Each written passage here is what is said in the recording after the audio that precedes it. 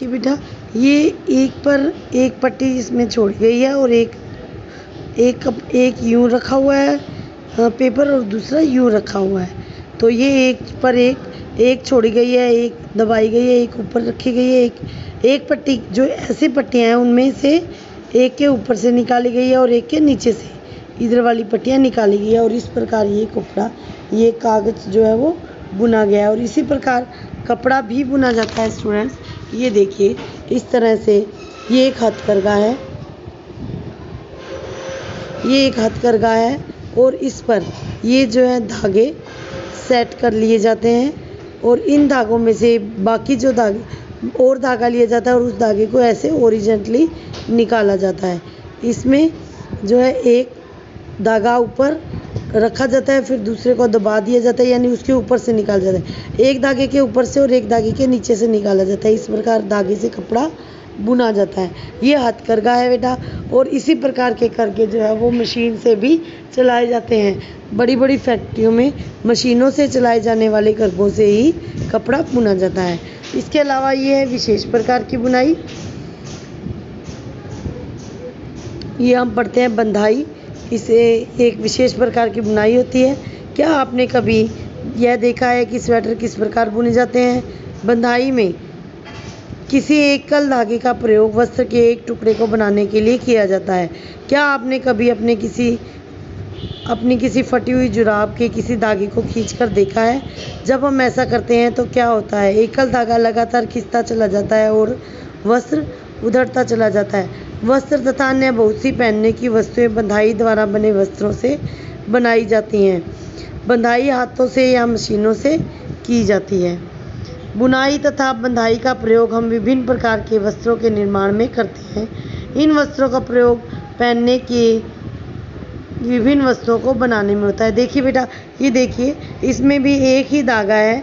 जैसे स्वेटर बुनते हुए देखा होगा आपने मम्मियों को, तो ये देखिए एक ही धागा होता है और उसे सिलाइयों की सहायता से बुना जाता है या विशेष तरीके से बांधा जाता है सिलाइयों की वजह से, जिससे वस्त्र का एक टुकड़ा या वो बन जाता है जो हमारे स्वेटर मफलर जो भी काम है उस काम में लिया जाता है।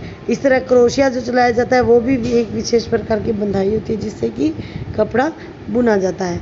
उसके बाद है वस्त्र सामग्री का इतिहास। पहले हम इसे पढ़ेंगे फिर समझेंगे। क्या आपने कभी यह जानने का प्रयत्न किया है कि प्राचीन काल में लोग पहनने के लिए किस प्रकार की सामग्री का प्रयोग करते थे?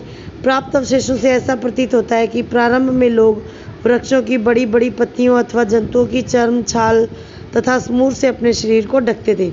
कृषि समुदाय में बसने के बाद लोगों ने पतली पतली टहनियों तथा घास को बुनकर डलियों तथा चटाइयाँ बनानी सीखी।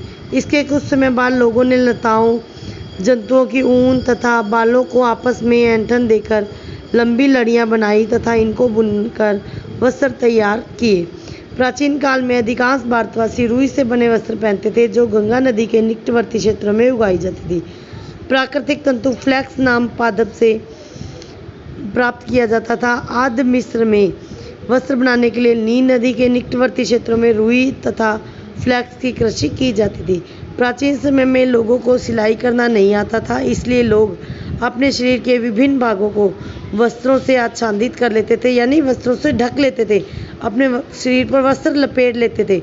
शरीर को आच्छादित करने के लिए विभिन्न प्रकार के ढंगों को उपयोग करते थे। सिलाई की सुई के आविष्कार के बाद लोगों ने वस्त्रों की सिलाई करके पहनने के वस्त्र तैयार किए। इस आविष्कार के बाद सिले हुए वस्त्रों में बहुत सी विभिन्नताएं आने लगी, परंतु क्या यह आश्चर्यजनक बात नहीं है कि आज भी साड़ियों, लुंगियों, धोतियों और पगड़ियों का बिना सिले वस्त्रों के रूप में प्रयोग किया जाता है। जिस प्रकार हमारे देश में खाने पीने की वस्तुओं में अत्यधिक विविधताएं देखने को मिलती है, उसी प्रकार वस्त्रों और पहनने की वस्तुओं में भी अत्यधिक विविधताएं पाई जाती हैं। तो देखिए बेटा, ये सुनकर आप ये वीडियो सुनकर आपको ज़रूर पता चल गया होगा कि पुराने समय से ही मनुष्य ने अपने शरीर को ढकने का प्रयास किया है। शुरू में पाषाण काल में जब वो आदिवासी का जीवन जीता था, तब वो जंतुओं की चमड़ी या पेड़ों की छाल आदि से अपने शरीर को ढकता था। उसके बाद उसने धीरे धीरे कपड़ा बुनना सीखा और उसने पेड़ों की पतली लताओं, ऊन, बालों आदि को बुनकर कपड़े तैयार किए। बाद में धीरे धीरे उसने रुई से धागा बनाकर वस्त्र बनाना सीखा और वस्त्रों को सिलना भी उसने धीरे धीरे सीख लिया। इस प्रकार धागे से वस्त्र तक का सफ़र जो है यही समाप्त करते हैं हम और आगे के क्वेश्चन आंसर्स करते हैं। कुछ क्वेश्चन आंसर बेटा बुक के क्वेश्चन आंसर मैं आपको आज ही करवाती हूँ और दूसरे जो क्वेश्चन आंसर हैं वो मैं आपको कल करवाऊँगी। कल बेटा क्लास ज़रूर अटेंड करना। आपके सेकंड और थर्ड दोनों लेसन के क्वेश्चन आंसर जो है एक्स्ट्रा क्वेश्चन आंसर वो मैं आपको करवाऊँगी। Stay home stay safe.